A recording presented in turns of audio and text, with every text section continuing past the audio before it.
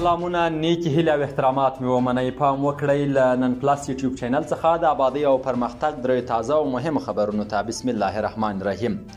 د کابل ښاروالۍ پر خپله ایکس پاڼه لیکلي چې د 22مې ناحیې اړوند له بودخاک څلور لارې څخه د حلقوي سړک تر اوږدو پورې د نوي نښلوونکي سړک د جوړېدو چارې په چټکۍ سره روانې دي. د معلوماتو له مخې دغه سړک 1425 متره اوږدوالی او 45 متره سور لري. پکتیکا کې زلزله ځپلو ته 1000 کورونه جوړیږي.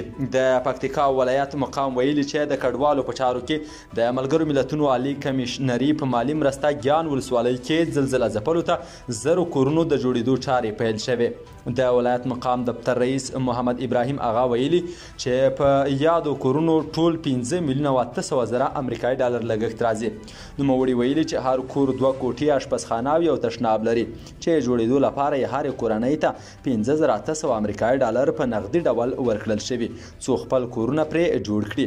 ګیان ولسوالۍ شاوخوا 2 کاله وړاندې یوې زورورې زلزلې ولړزوله چې سلګونه کسانو پکې خپل ژوند له لاسه ورکړ او ترڅنګ یې په سلګونه د هستوګنې کورونه هم ویجاړ شوي دي.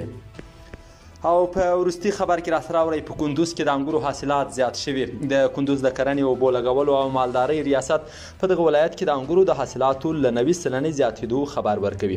د یاد ریاست مسؤلین وایي په پام کې ده چې په روان لمریز کال کې دغه ولایت له 1493 هکټاره بڼونو څخه 2006 مټریک ټنه د انګورو حاصلات ترلاسه شي چې دا شمیر تیر کال 1056 ټنو ته رسېده. بل پلو یو شمیر بڼوال له مسؤلینو غواړي چې له هېواده د د انګورو صادراتو ته زمینه برابره کړي. د کندوز د کرنې اوبو لګولو او مالدارۍ ریاست د معلوماتو پر بنسټ د دغه ولایت په بڼونو کې 10 ډوله انګور شته چې مشهور هغه یې حسیني، تایپي، کشمشي او کلهزاره دي. د نن پلس یوټیوب چینل قدرمنو لیدونکو درې تازه او مهم خبرونه مو همدومره و. تر بیا ښه وختونه.